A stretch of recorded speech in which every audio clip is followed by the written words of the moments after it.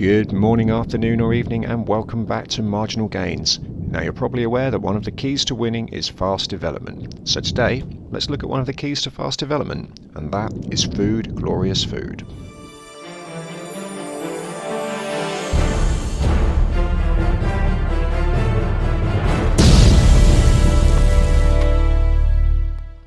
So first things first, not all methods of accumulating food are equal. You've got 4 options, and each of these take differing amounts of time to get the food from your source to your drop site. Now these are fruit gathering, hunting animals, farming from fields, and fishing. So which of these is quickest? Well, the best way I can see to solve this is a race.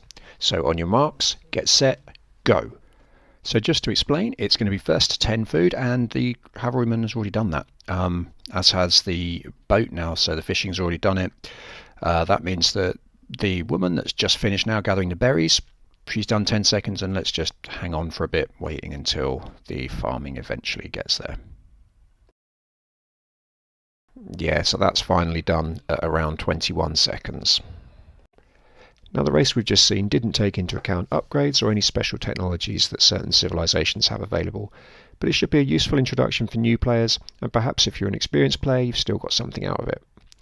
But anyway, it should be clear from this that hunting is the fastest way of gathering food, but that it relies on a good source of animals, and it can also be slowed down by the distance it takes to deliver the meat. And these same issues are amplified when we talk about fishing. Therefore, if you don't take into account the chickens that you start with around your base, berries and fruit are thrown away the best early method of getting food. But the real lesson I was trying to get across, though, is that until absolutely necessary, you should avoid farming. It's just so much slower than any other method of gathering food. Now we've touched on this already, but much of the time it takes to add food to your resource pile is actually spent travelling to and from the drop site, rather than in the process of gathering the food itself. This means that the distance from the resource to the drop site should be as short as possible.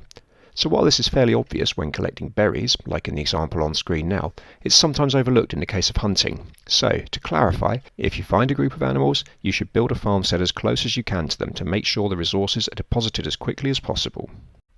In addition to locating drop sites in sensible areas, it's also possible to sometimes encourage animals to move closer to them. But doing this requires knowing how each type of animal will react to being hunted. Some animals run towards you and attack the hunter. Others will run away. And the final group will simply sit there and let you kill them.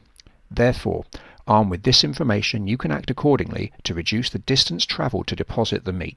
How to do this depends upon the animal, so let's take a look at a few.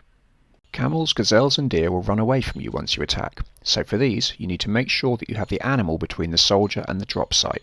This way the animal will run towards the drop site before dying, leading to a smaller distance to carry the meat. Muskox, peacocks and sheep will simply stay where they are, so you've got no choice but to build the farmstead as near as you can to where they're located.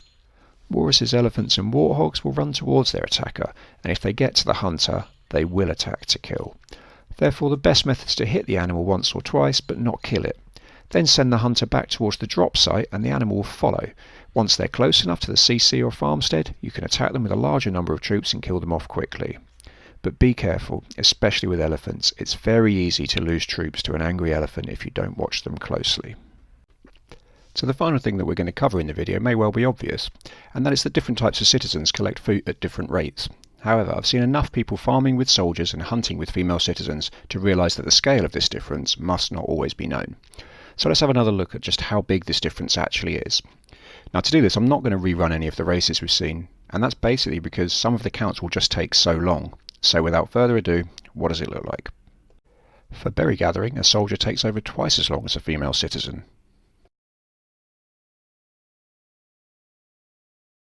When it comes to hunting, soldiers and female citizens take roughly the same amount of time, but it's still 5 times as long as a cavalryman.